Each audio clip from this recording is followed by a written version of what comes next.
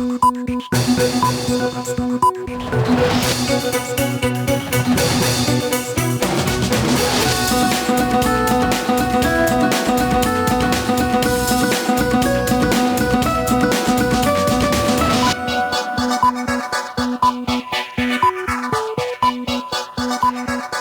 স্বাগত দুপুরের মাছরাঙা সংবাদে। আপনাদের সঙ্গে আছি আমি নাবিলা ফেরদৌস। শুরুতে গার্ডিয়ান লাইফ ইন্স্যুরেন্স সংবাদ শিরোনাম।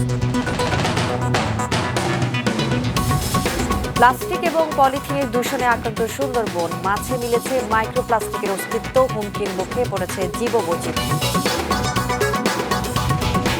ট্রাইব্যুনালে শেখ হাসিনার বিরুদ্ধে দ্বিতীয় দিনের মতো সাক্ষ্য দিলেন এনসিপি নেতা নাহিদ। জুলাই হত্যাকাণ্ডে জড়িতদের সর্বোচ্চ শাস্তি দাবি। এবং উৎসবের পরিবেশে মনোনয়ন ফর্ম জমা দিচ্ছেন ডাকসু নির্বাচনের প্রার্থীরা। চলছে রাকসুর ভোটের প্রচার, রয়েছে অভিযোগ পাল্টা অভিযোগ। শুনছিলেন শিরোনাম। আমার মতোই কোয়ালিটিতে কোনো ছাড় দেয় না। 7টি দেশের সেরা খামার থেকে আসে ম্যাগি নুডলসের ময়দা। মা হিসেবে এটাই আমার জন্য গিফট। এবার বিস্তারিত।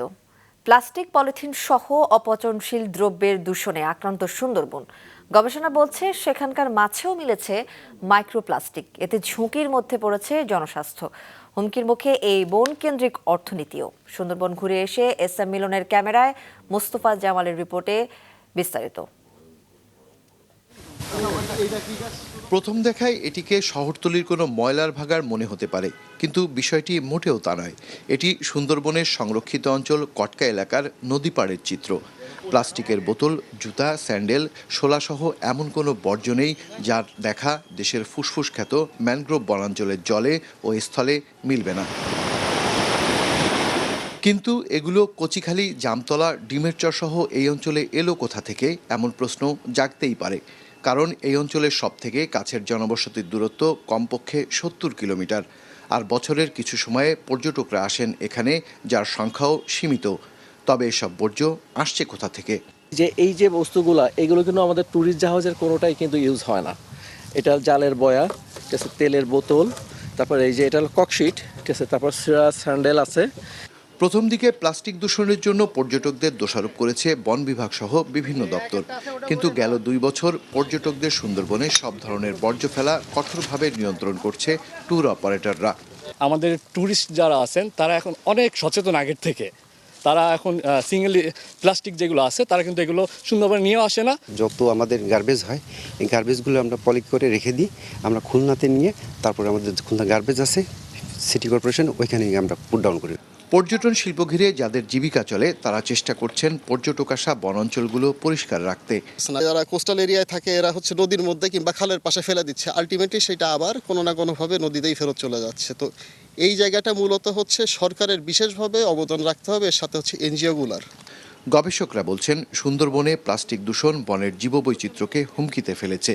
বন্যপ্রাণী ও গাছের জীবন ও প্রজনন চক্রেও প্রভাব ফেলেছে। দেখা যাচ্ছে সুন্দরবনের প্রায় প্রতিটা বস্তুতেই এখন মাইক্রোপ্লাস্টিকের অবস্থান নিশ্চিত, এবং এই প্রক্রিয়া ধারাবাহিক চলতে থাকলে পুরো সুন্দরবনের যে মৎস্য সম্পদ থেকে শুরু করে অন্যান্য যা কিছু আছে সব কিছুর জীবনচক্র এবং তাদের যে প্রজনন চক্র সব কিছুর মধ্যে মাইক্রোপ্লাস্টিক ঢুকে গিয়েছে এবং আস্তে আস্তে বাড়ছে। ফলে এদের জীবনচক্র এবং এদের যে প্রজনন প্রক্রিয়া সব কিছুই বাধাগ্রস্ত হবে।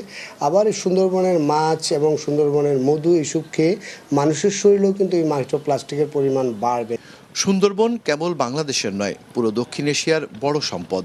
তাই মাইক্রোপ্লাস্টিক দূষণ রোধ করতে স্থানীয় জনগোষ্ঠী, সরকার এবং আন্তর্জাতিক সহযোগীদের সমন্বিত উদ্যোগ অপরিহার্য, মত সংশ্লিষ্টদের।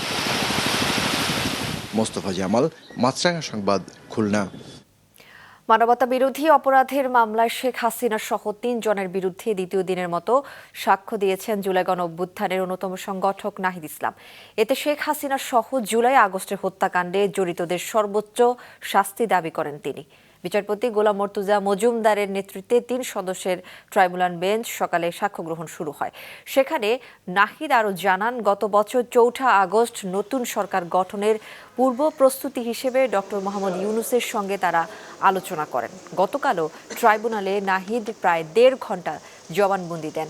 এ সময় নাহিদ অভিযোগ করেন, বিভিন্ন বাহিনীর অপরাধী অনেক সদস্যের এখনও গ্রেফতার করা হয়নি। বলেন, বাংলাদেশের গণমাধ্যমের যথাযথ সংস্কার এখনো হয়নি। চিফ প্রসিকিউটর তাজুল ইসলাম জানিয়েছেন, জুলাই আন্দোলনের সম্মুখ সারির যোদ্ধা হিসেবে নাহিদের সাক্ষ্য মামলার অপরাধ প্রমাণে সহায়ক ভূমিকা রাখবে। যত বাহিনীর যে সকল সদস্যরাই হত্যাকাণ্ডে, নির্যাতনে, গুমে অংশগ্রহণ করেছে এবং যাদের নির্দেশনায় এগুলো সংঘটিত হয়েছে, শেখ হাসিনা, স্বরাষ্ট্রমন্ত্রী ওবায়দুল কাদের সহ, তাদের যাতে কঠোর শাস্তি দেওয়া হয়, আমাদের এটাই প্রত্যাশা থাকবে। সেনাবাহিনীর যে সকল কর্মকর্তার বিরুদ্ধে অভিযোগ রয়েছে তাদেরকে কিন্তু 1 বছরের মধ্যেও গ্রেফতার করা হয় নাই। এবং অনেকের বিরুদ্ধে অভিযোগ, আমি নিজে গুম কমিশনে অভিযোগ দায়ের করেছি, আমি আজকেও এখানে নাম সহ উল্লেখ করেছি। ফলে গুমের ঘটনায় এবং যারা অভ্যুত্থানে রামপুরা, বাড্ডা সহ বিভিন্ন জায়গায় যে সকল সেনা কর্মকর্তা, অফিসাররা গুলি চালিয়েছে, তাদেরকে কেন গ্রেফতার করা হচ্ছে না, এই বিষয়ে আমার সন্দেহ রয়েছে।